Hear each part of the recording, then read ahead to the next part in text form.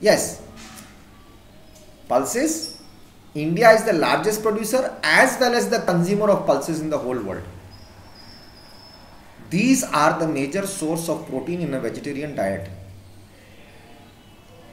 Major pulses that are grown in India are tur, which is arhar, urad, moong, masoor, peas and gram. Now, can you distinguish which of these pulses are grown in the kharif season and which are grown in the rabi season? Pulses need less moisture and survive even in dry conditions. Being leguminous crops, all these crops except arhar help in restoring the soil fertility by fixing nitrogen from the air. I told you just now. Therefore, these are mostly grown in rotation with other crops or crop rotation. I told you that also. Major pulse producing states in India are Madhya Pradesh, Rajasthan, Maharashtra, Uttar Pradesh and Karnataka. Now, pulses. They are the dry seeds of the legum plants. There are hundreds of different varieties of pulses grown around the globe. Dry beans, lentils, whatnot. Now, what is the Indian pulses? Again, pulses, I told you, the part of the legum family. But the term pulse refers to only to the dry seed. The dried legumes grow in a pod of 1 to 12 seeds.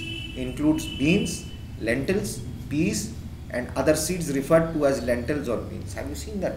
It's like a thin leaf type of thing and inside that there are pods. The seeds grow.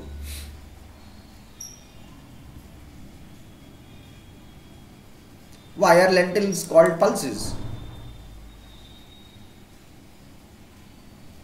Because pulse is the dry edible seed within the pod. Beans, lentils, chickpeas, split peas are the most common type of pulses. Pulses are specially because they have distinct health benefits apart from other legumes. Lentils, dal, moong dal, which we say, moong lentil. But if you go to a 5-star hotel and you see the menu, it will be written there, moong dal. But preparation, they will say this lentil is cooked in this way for the foreigners to understand. It's low in fat, moong dal, and high, very high on protein. Because moong dal is considered to be one of the best plant-based sources of protein.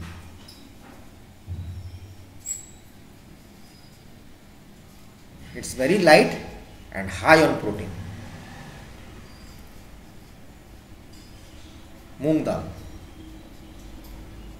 Masoor dal is also good. The masoor lentil is also good, but it is believed that masoor dal was associated with Kamdhenu's blood, according to the Hindu mythology.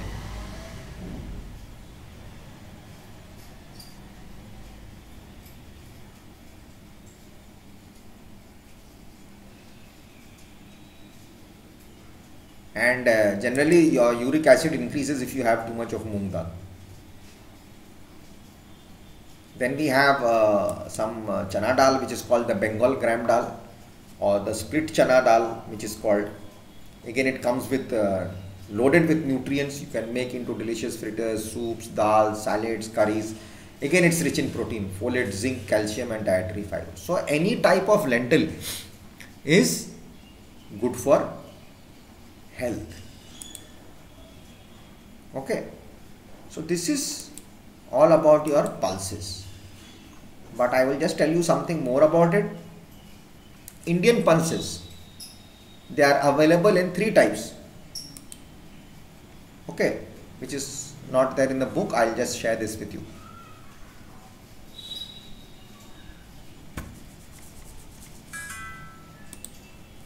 Indian pulses are available in 3 types: the whole pulse, the split pulse with their skin on, and the split pulse with their skin removed.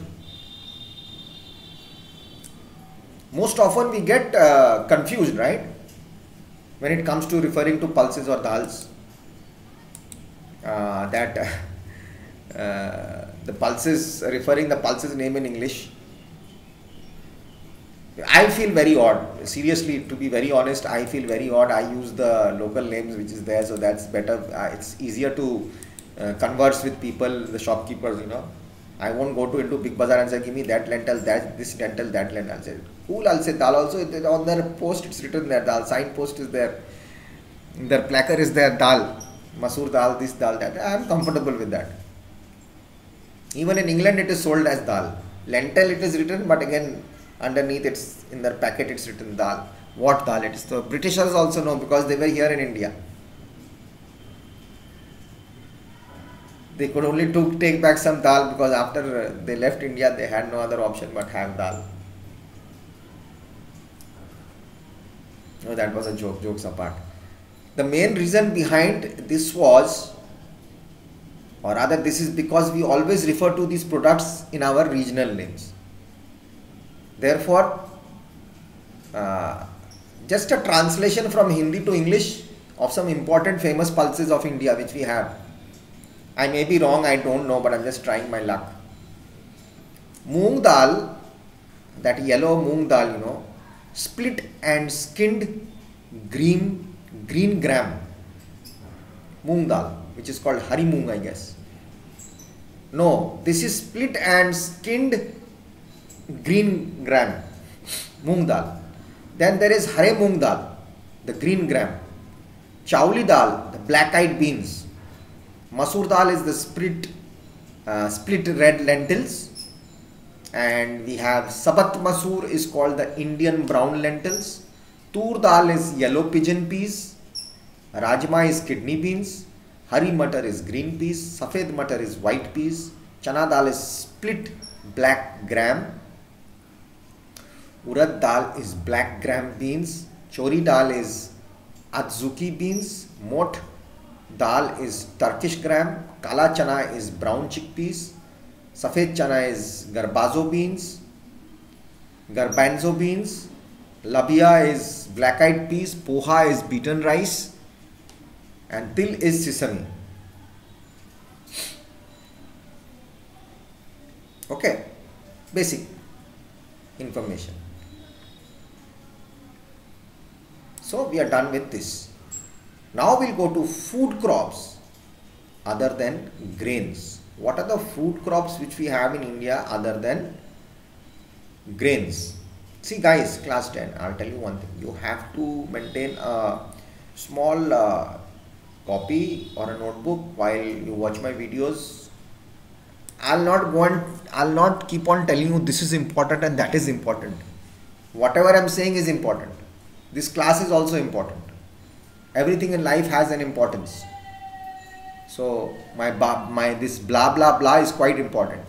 Okay, so this blah blah blah has some info in it which will be of some use to you.